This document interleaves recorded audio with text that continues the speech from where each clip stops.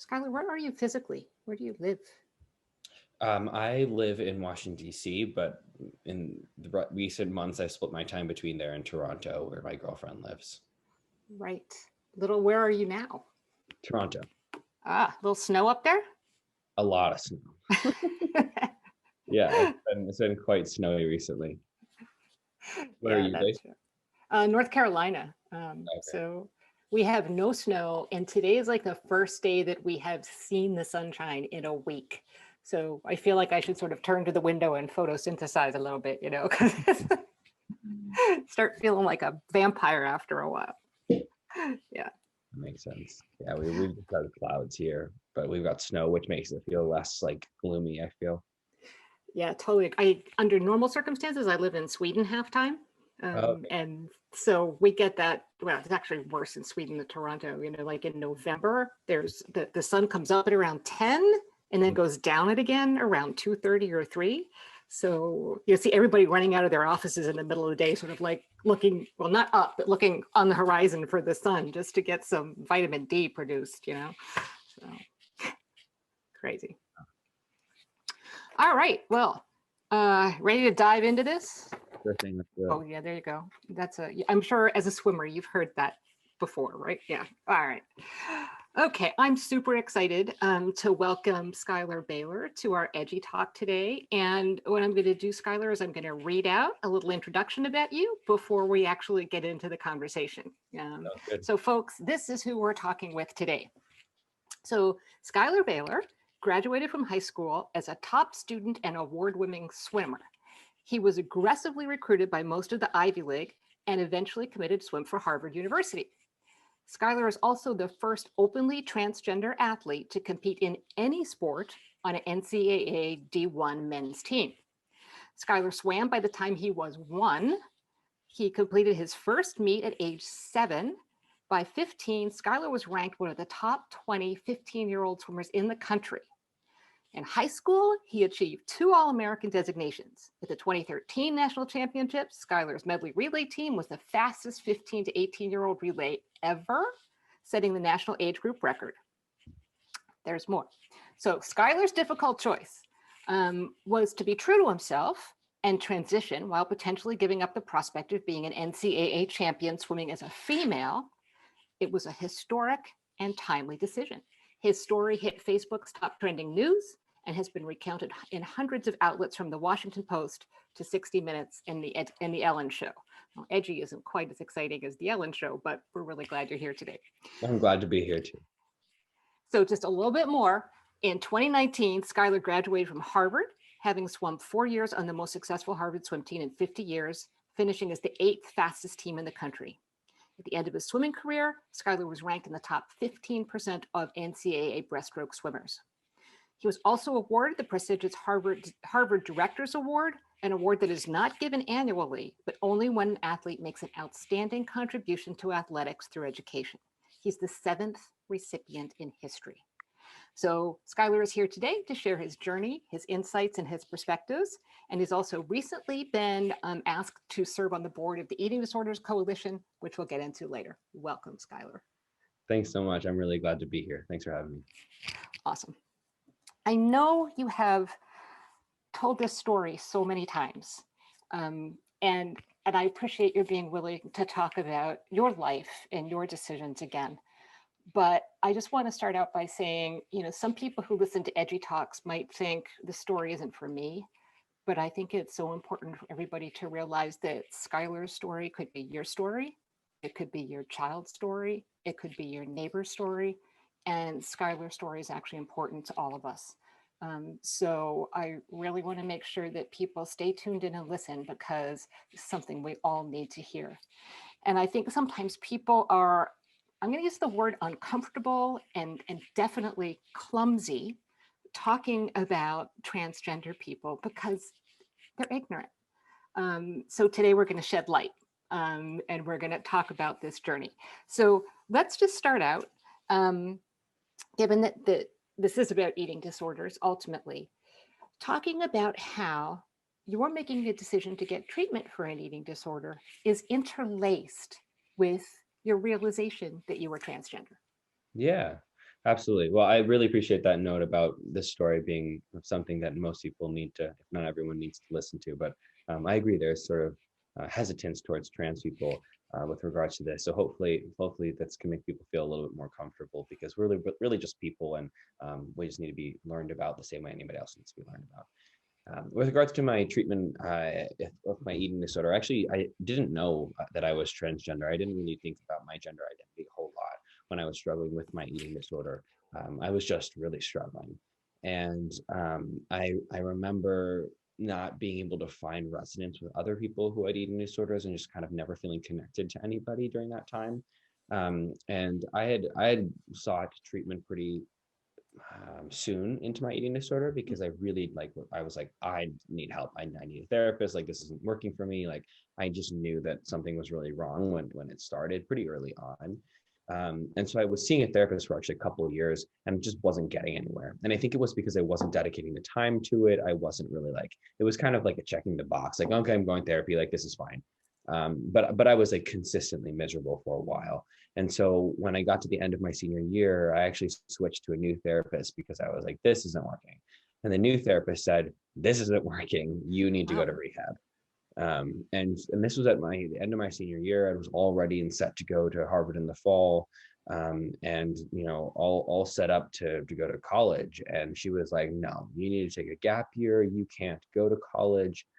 You're not ready for that. You're gonna screw up your whole life if you go, to do this because you're not gonna get better." Um, and that was that. That was like the single appointment. I met with her for an hour. Oh, wow.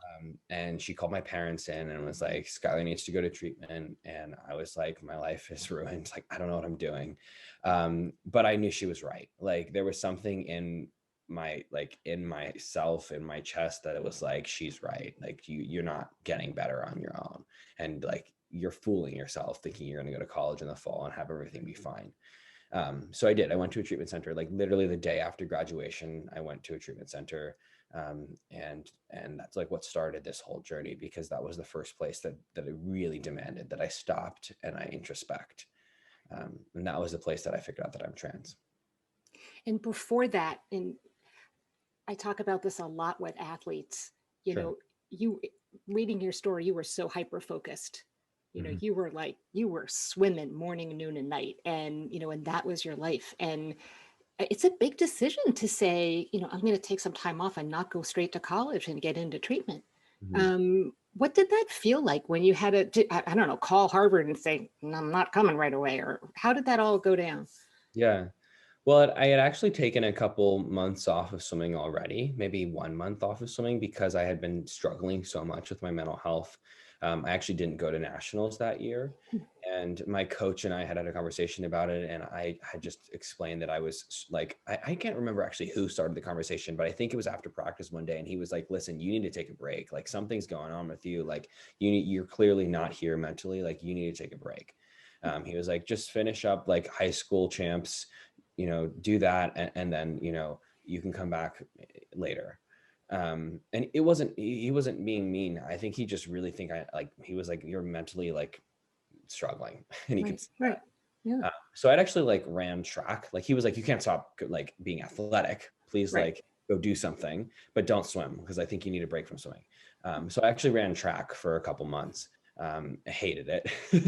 And I think it wasn't really that productive for me because it was too much pressure in a new way. Right, right. But I did that, and then when I decided to take the gap year, I think there was a piece of me honestly that was relieved because I think I needed that. I needed something to like give me not excuse is not the right word, but like a reason to give myself a break and Right, to take care of myself. Right, I hadn't right. taken care of myself.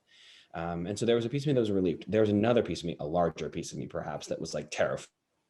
What am I going to do without swimming? What am I going to do with my friends? What am I going to do without my parents? What am I going to do in like a treatment center alone with like only women? Like I'd never only also been surrounded by women, despite the fact that I was assigned female at birth. Like I had never had friends who were girls for the most part. So going to like a center with only girls was also frightening to me.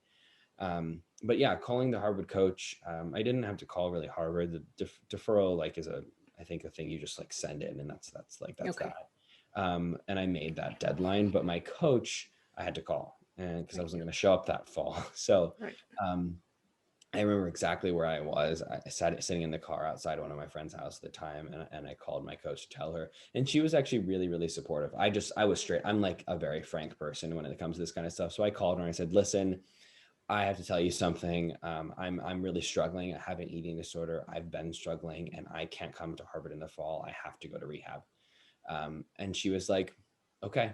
Like I know that I sense, she said something like, I sense you were struggling with something just because of the way you behaved in certain moments, and you were sort of like saying you were sick at certain meets in a way that was Right. sketchy to me. She was like, sorry, sort of expected something.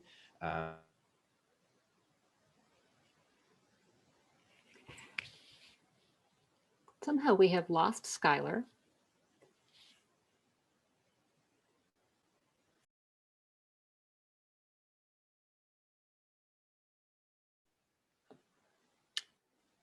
Oops, we lost Skylar there for a moment, but we could just dive right back in.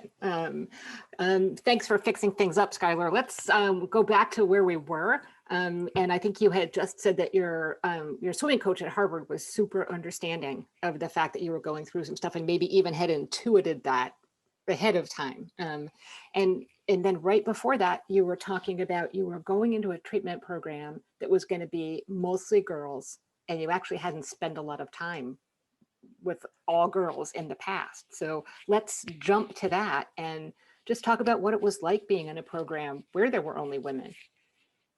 Yeah, I mean, I think the biggest thing that was productive, honestly, about the fact that there were only women there, it wasn't mostly women, it was only women, except for me, was that it kind of gave me a reflection of what I wasn't.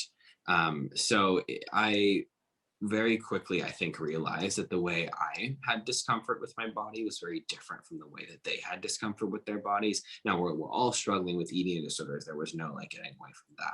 But I remember the way some of them described their discomfort and their distortions and their body image issues. And I just was like, there's something different. Like, I don't know what it is, but there's something different about the way I'm feeling about my body. And some things were the same, right? I think like all of us were worried about very similar things to some extent.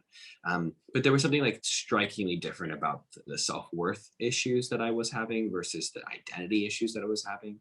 And I remember just thinking about that often. And I don't know if there was as much consciousness about it as in the beginning, but over time, I think I pieced that apart, and I was like, there's something else here. And that was what led me to figuring out the transness. And, you know, you were a psych major. So you know that like in the DSM, we have these like concrete little diagnostic categories, you know, anorexia nervosa, bulimia nervosa, binge eating disorder. And Sure. all of those criteria have been developed on the basis of how these eating disorders emerge in women. And you know, the body shape and weight is really all about sort of achieving a societal ideal and drive for thinness, internalization of the thin ideal, that sort of stuff.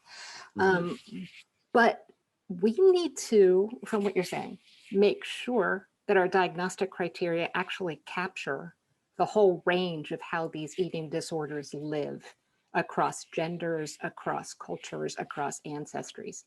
And tell me again, you're sitting, you know, you're talking about body image, all these women there, and you start thinking, was this the first time when you were in treatment that you started thinking about the fact that you might be trans? With the consciousness and the words, yes. I don't think I had ever had the space beforehand to talk about it the way that I needed.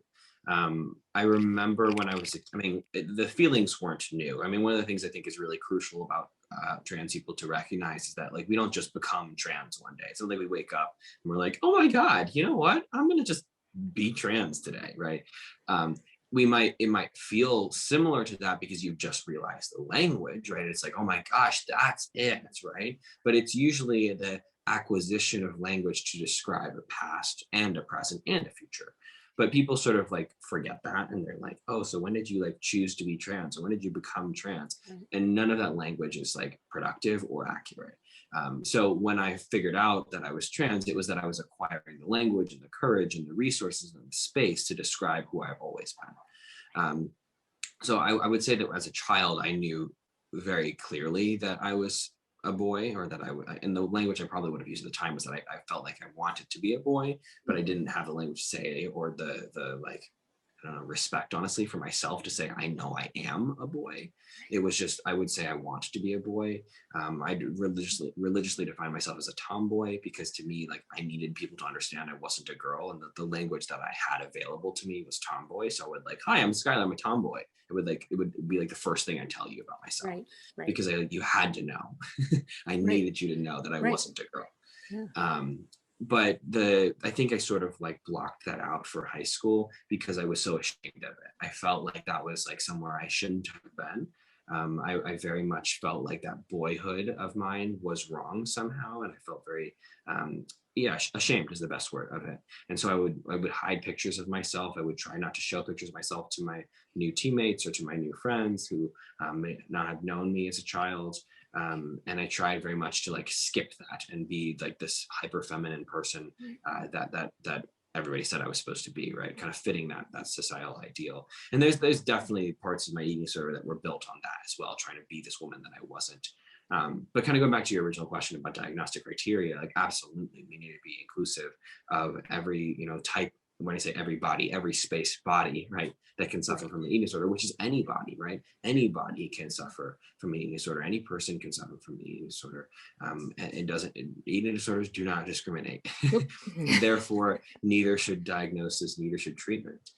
In fact, transgender people have a higher rate of eating disorders than any other demographic, and POC, people of color, combined with that, also high, right? So I think that the fact that most eating disorder treatment centers are made for cisgender white women, straight cisgender white women, is pretty big miss, and not only a miss like for treatment. I mean, I'm thinking about this from like, I do business consulting nowadays, and like that's a big miss like for marketing. Do you know what I'm saying? Like it's a bad business decision.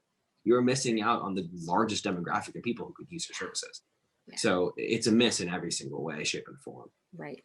Exactly. No, preaching to the choir. Totally agree. To any of the audience though who thinks that they don't want to learn about trans people, if you learn about trans people, you have a better business model as well, especially eating disorder. There you go. The different marketing ploy other than being a good person, but right. No, absolutely. And the other thing about sticking with body image for just body image and body dissatisfaction for just a minute, transitioning, is a process. Like you said, and the actual process doesn't happen overnight either.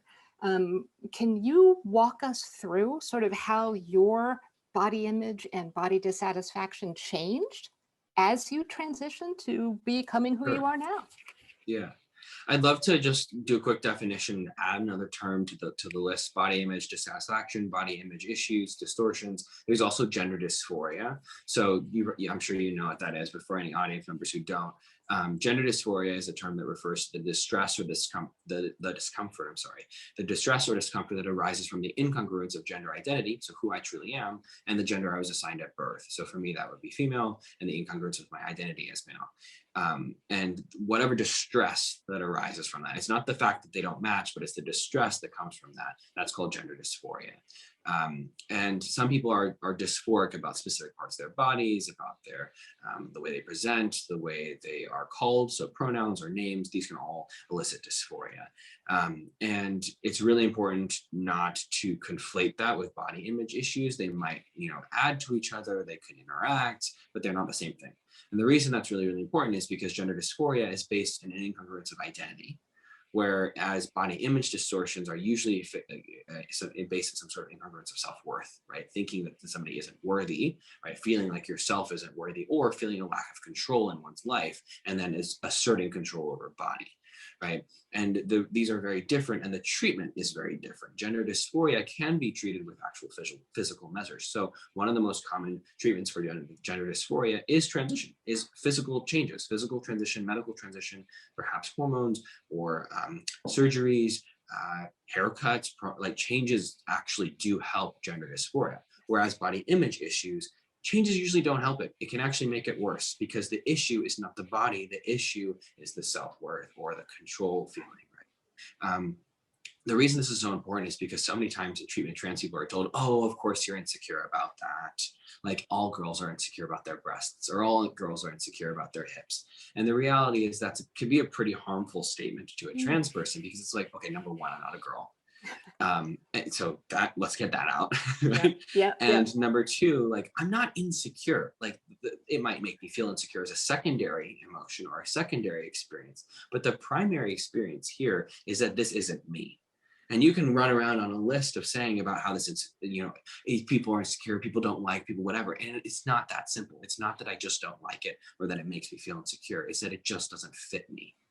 Right? You could give me a sweatshirt that is a beautiful sweatshirt. If it doesn't fit me, I can't wear it. Right. And it's like people are telling me how, wonderful this sweatshirt is and how plenty of people might not like the color, but it doesn't fit me. So it doesn't matter whether or not people like the color or whether or not it has a nice design on it. Right. Yeah. So I'm not sure that analogy lands, but I think that works. Yeah. So to answer the question specifically, now that I've done the terminology, I think my gender dysphoria has absolutely been helped quite a bit by transition, and that would be for me. I decided to take testosterone, and I decided to get a top surgery. I got a haircut.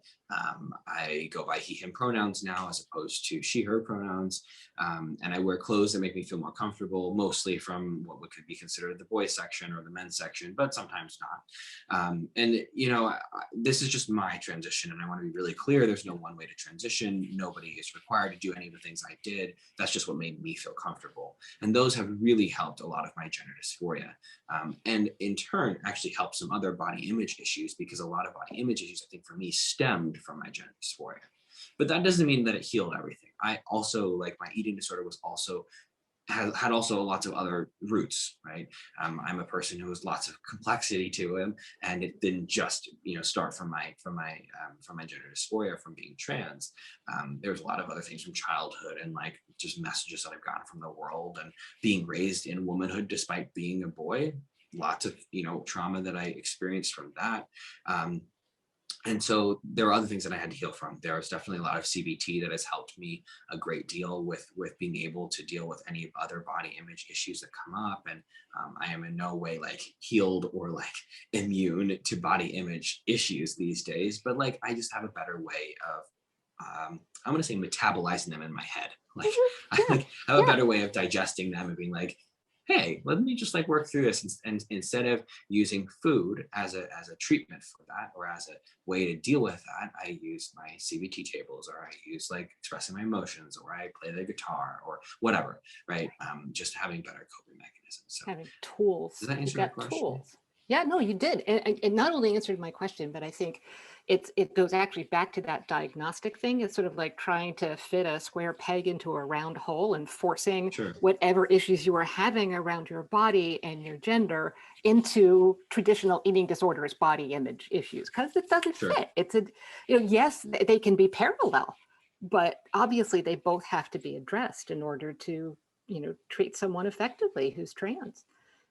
And unfortunately, people don't like, their problems don't exist in these neat little buckets outside of them. You know what I mean? Like, I think that one of the major issues with the DSM is that it tries to treat diagnoses as these neat little containers, right? Here's a diagnosis for depression. Here's a diagnosis for eating disorder. But if you look at most mental disorders, they all have comorbid symptoms, right? They all have things that are overlapping. It's a mess of things. And one of my favorite lines from a professor of mine in college, he said, all diagnoses are BS, all of them.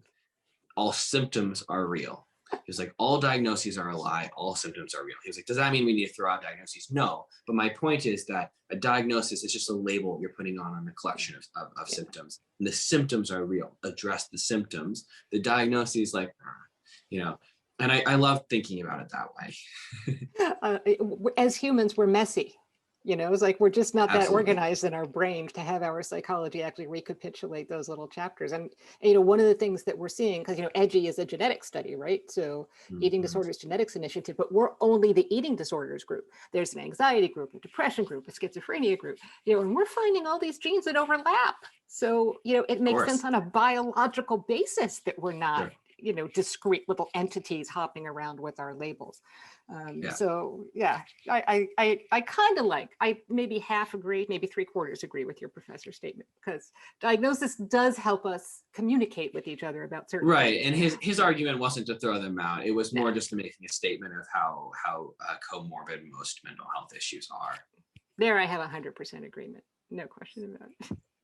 So one of the things that I'm really heartened by in your story is when you talk about the support that you got from your family members, from your coaches.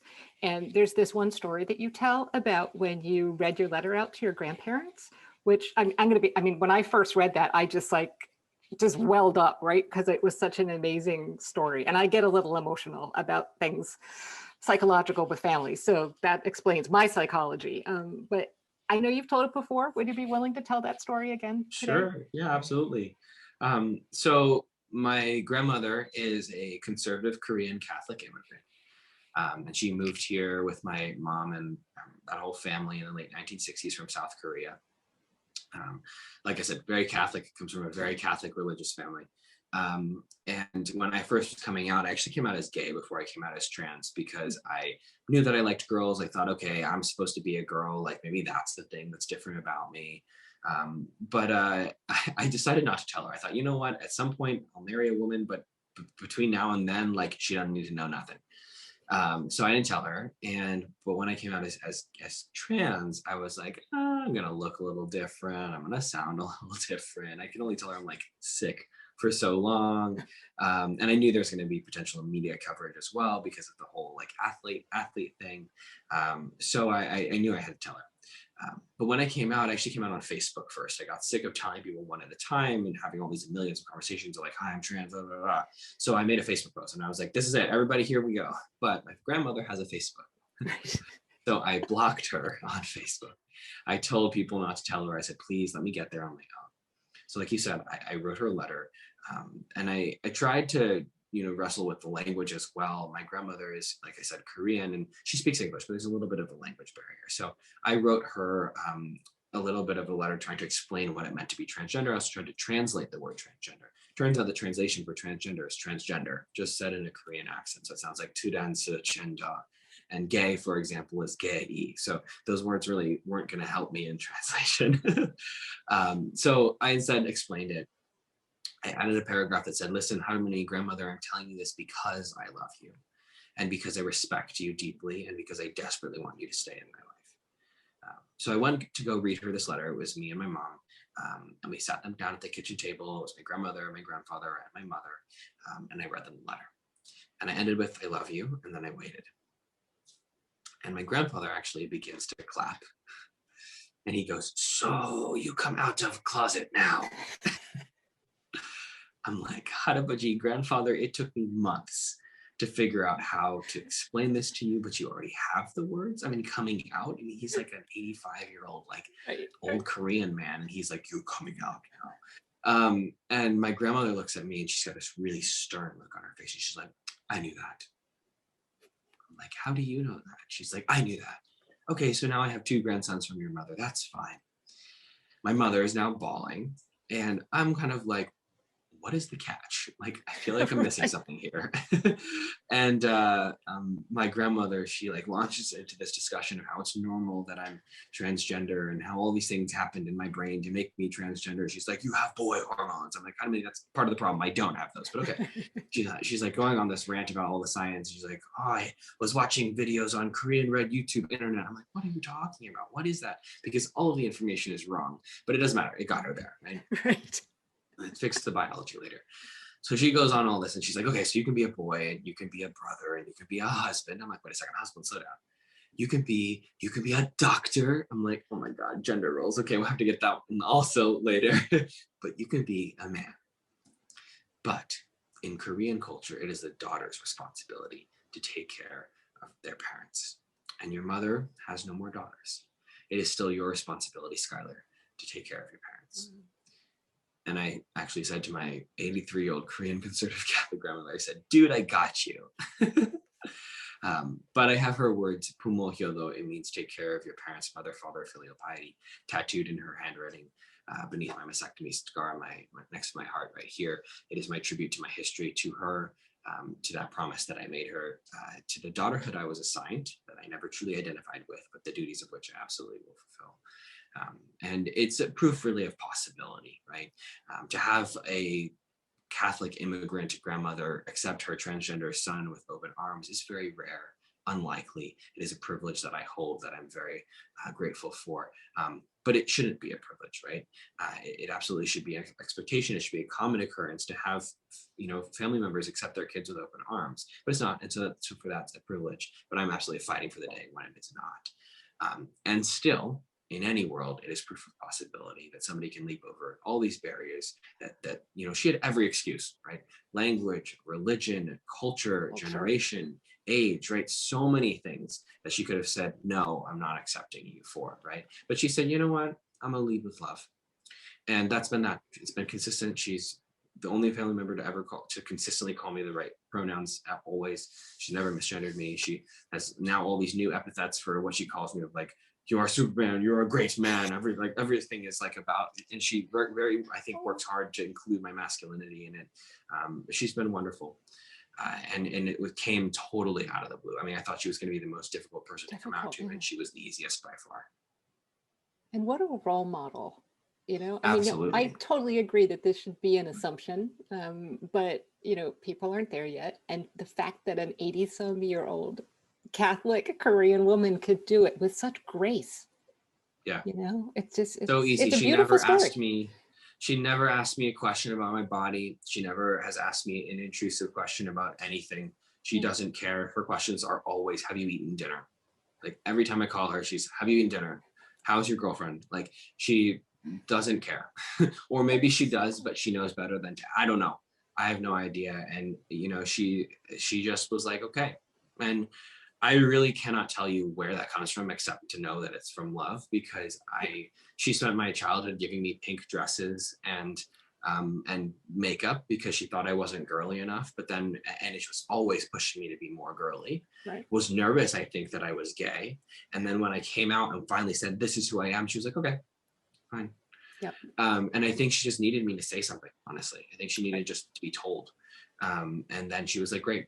I just want you to be happy. And she hasn't even said that. Like she hasn't needed to say, I just want you to be happy. Right. Like I could hear it through the actions, right? Yeah.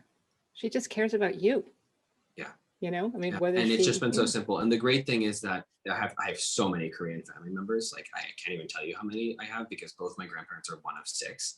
And so I have a massive Korean family in Korea. And we went back actually a couple of years ago, not this past December, but the one before that, before the pandemic, and visited. And I was so nervous because I hadn't seen these family members since before my transition for a decade. We hadn't visited for a decade. And so I asked her, I said, how many do you think anybody's going to say something about my transition? Like they all know, right? She said, yeah, no, they're not going to say anything. And I was like, well, what if they do? Like, what if somebody says something or, has questions? Or she's like, they won't, I promise.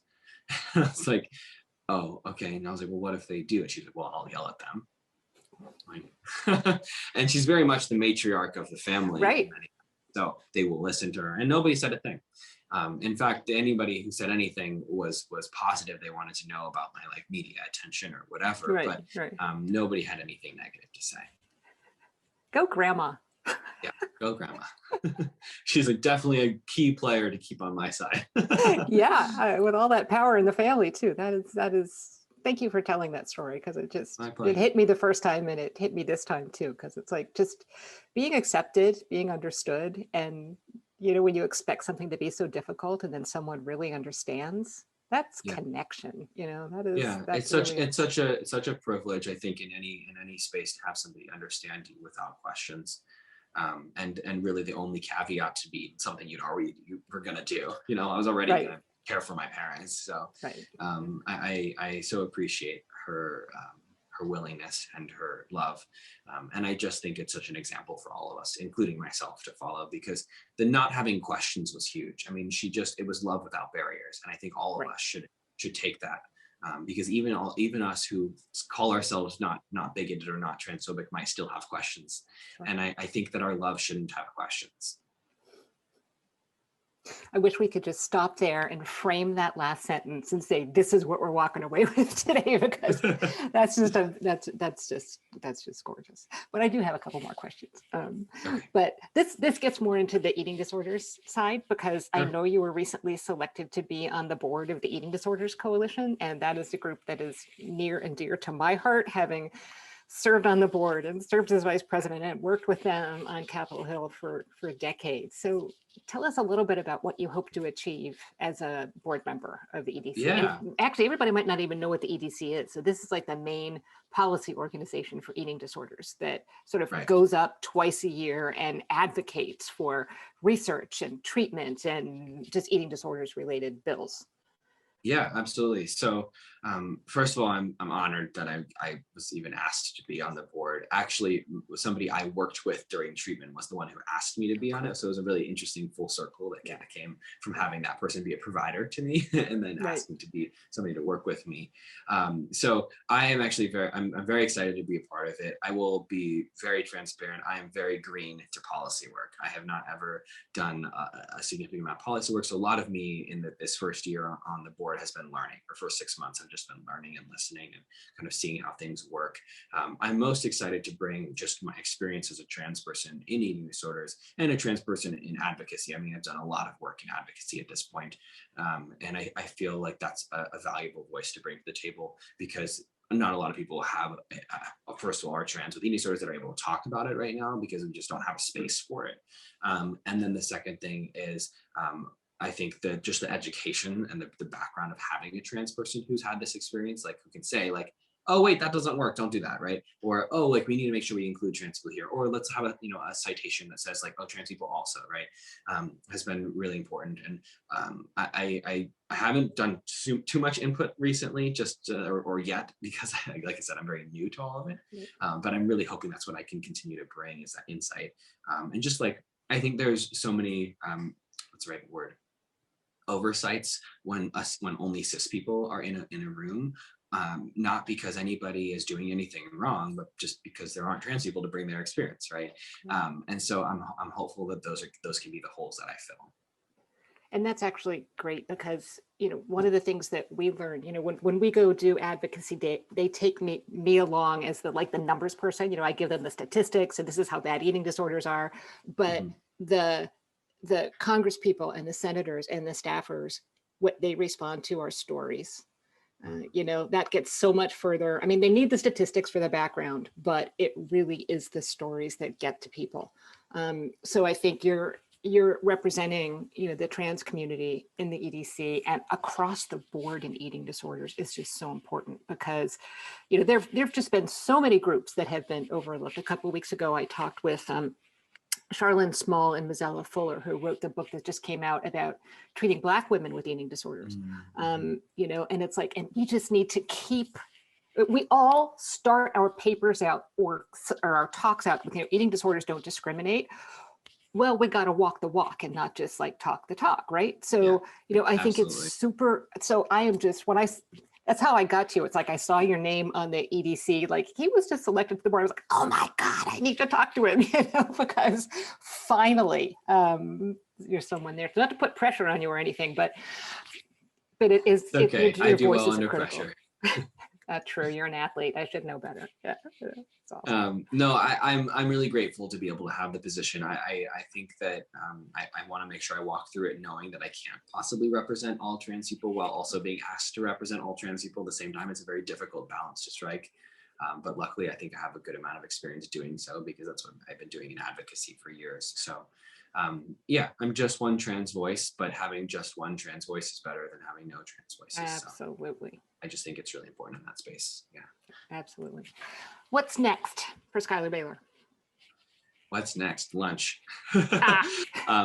But more metaphorically speaking, our future. Honestly, I just have a lot of little projects going on, some bigger than others.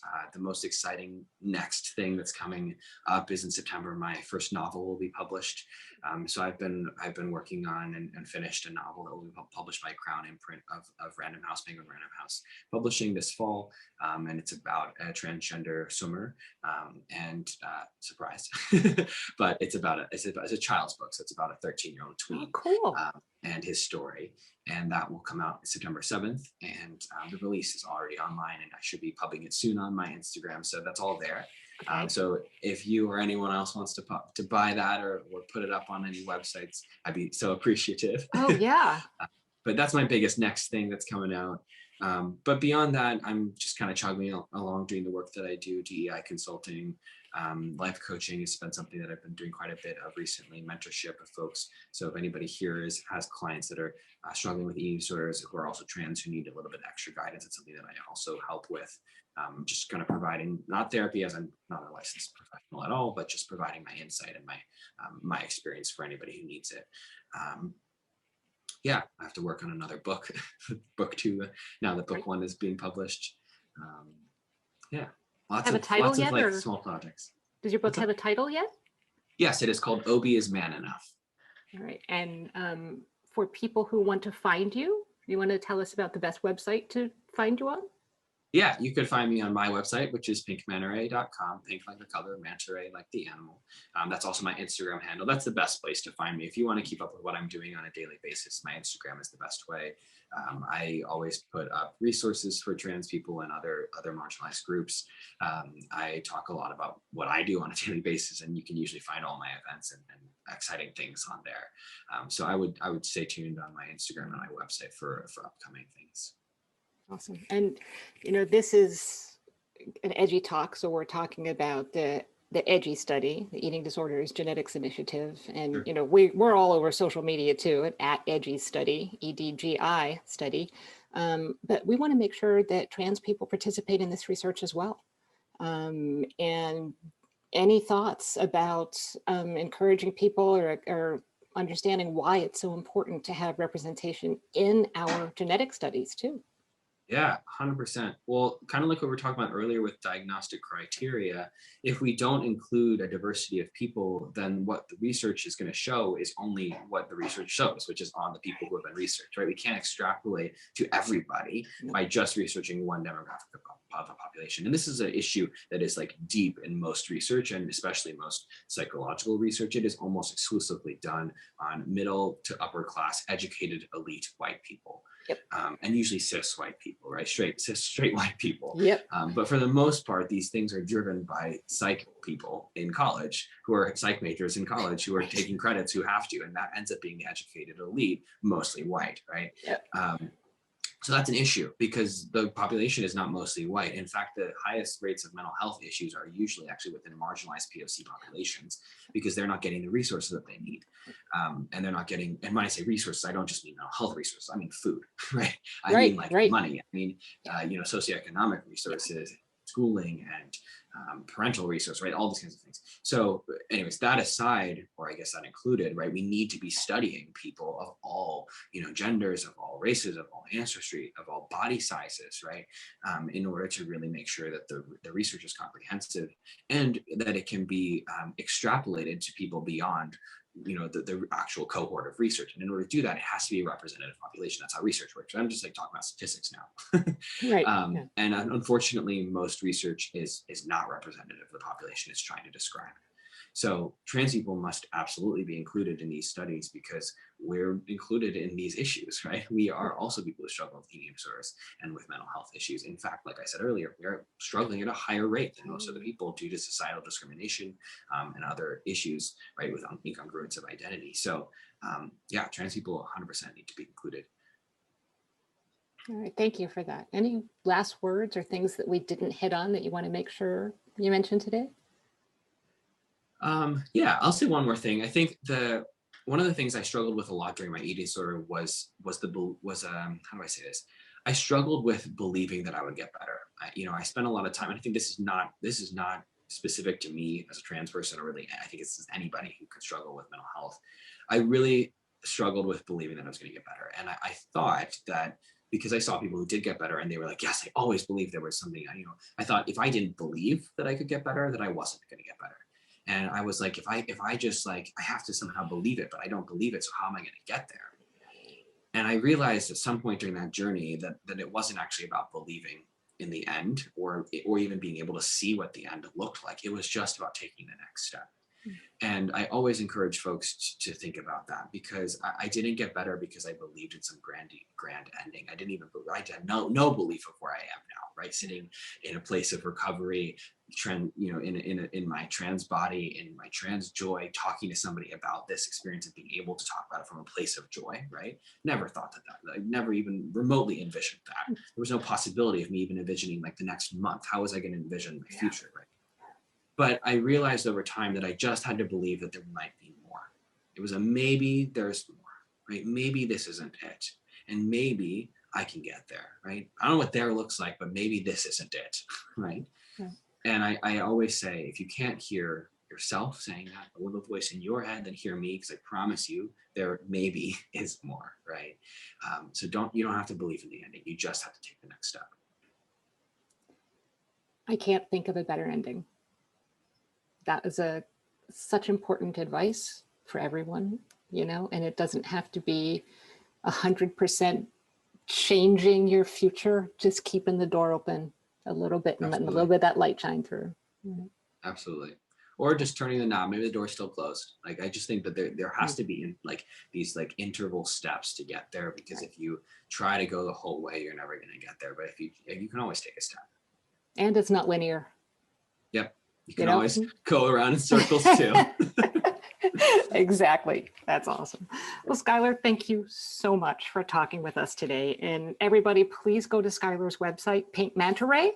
And he's pretty easy to find on the internet if you Google him. And make sure you buy his book in September. That'll be coming out. I'm assuming it'll be available, or maybe already is available for pre-order. It'll be available soon for pre-order, yeah. Available soon for pre-order. And please visit us at EDGI.org and all of our social media at EDGI Study. And internal round of applause for Skylar. Thank you so much, and good luck with all your pursuits. Thank you. I really appreciate it. Thanks for having me here, Cynthia. You betcha.